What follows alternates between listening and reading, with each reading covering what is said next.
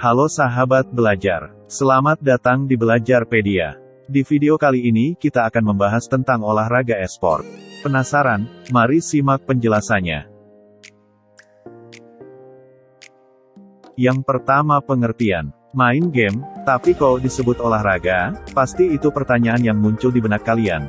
E-sport atau olahraga elektronik merupakan suatu istilah untuk permainan game kompetitif yang umumnya digunakan para pemain profesional di bidang game. Aliran permainan video yang biasanya dihubungkan dengan olahraga elektronik adalah aliran strategi, perkelahian, tembak-menembak, dan arena pertarungan daring multi pemain. Turnamen seperti The International Dota 2 Championships, Battle.net World Championship Series, League of Legends World Championship, Evolution Championship Series, serta Intel Extreme Master adalah jenis game yang biasa dipertandingkan. Dan kenapa e-sport masuk dalam kategori olahraga adalah karena melibatkan tiga unsur yaitu kompetitif, sportivitas, dan prestasi. Yang kedua, sejarah. Sejarah turnamen olahraga elektronik pertama kali terjadi pada tahun 1972, tepatnya tanggal 19 Oktober di Universitas Stanford. Turnamen tersebut berjudul Space War, dengan bertajuk Turnamen Intergalaktik Space War Olimpik yang dimenangkan oleh Stuart Brand, seorang mahasiswa jurusan biologi. Ia mendapatkan hadiah berupa jasa berlangganan majalah Rolling Stone selama 1 tahun gratis. Di tahun 1980, diadakan turnamen olahraga elektronik terbesar pertama dengan jumlah partisipan mencapai 10.000 pemain. Sejak saat itu, olahraga elektronik menjadi perbincangan hingga ditayangkan dalam acara televisi. Di Indonesia pada tahun 1999 pertama kali permainan daring dipertandingkan dengan judul game Quake 2 dan StarCraft. Dan pada tahun 2002, diadakan turnamen yang bernama Cyber Game. Game yang dipertandingkan saat itu antara lain Counter-Strike, Age of Empires 2, dan FIFA World Cup. Yang ketiga, alat dan peraturan. Untuk pertandingan olahraga elektronik, alat yang biasa digunakan adalah perangkat komputer, konsol, PlayStation hingga smartphone. Namun umumnya untuk jenis-jenis turnamen besar yang dipertandingkan adalah menggunakan perangkat komputer dan alat lainnya seperti mouse gaming, keyboard gaming, hingga kursi gaming.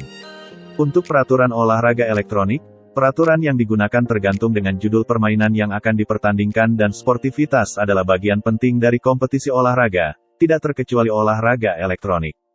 Sehingga, penyelenggara turnamen atau penyedia game tersebut biasanya akan membuat regulasi terkait peralatan yang boleh digunakan oleh para peserta sehingga tercipta fairness di antara para peserta. Pada tahun 2019, EVO sebagai penyelenggara turnamen fighting game terbesar di dunia, mengeluarkan peraturan terkait controllers yang bisa digunakan oleh para peserta. Mereka membuat regulasi ini sebagai jawaban dari banyak pertanyaan terkait controller dan modifikasi yang dibolehkan dalam kompetisi resmi.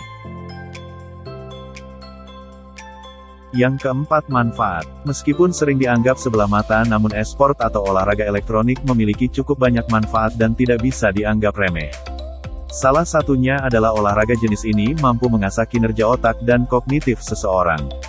Kemudian olahraga elektronik juga dapat melatih gerak motorik halus yang melibatkan otot-otot kecil atau yang biasa disebut fine motor skills. Selain itu, orang-orang yang terbiasa memainkan game jenis strategi lama-kelamaan akan terbiasa dengan kondisi psikologi kompleks yang tersaji di dalamnya. Mereka memiliki kesempatan untuk belajar memecahkan masalah psikologi kompleks yang ada di dunia nyata. Hebat bukan? Yang kelima, fakta menarik. Nah, pasti ini yang kalian tunggu-tunggu. Kalian tahu gak sih, kalau di Indonesia e-sport pertama kali diakui pada masa pandemi? Yap, kalian gak salah dengar kok. E-sport yang dianggap sebagai olahraga kognisi selain catur ini merupakan cabang olahraga yang baru secara resmi diakui oleh Indonesia pada saat pandemi COVID-19, tepatnya saat Rapat Kerja Nasional KONI Pusat 2020 yang diadakan secara virtual pada 25–27 Agustus tahun 2020. Dalam rapat tersebut, PBESI, atau Pengurus Besar Esports Indonesia terpilih menjadi satu-satunya badan resmi pemerintah yang menaungi esports di bawah KONI. Bagaimana? Apakah Anda tertarik menjadi atlet olahraga elektronik profesional?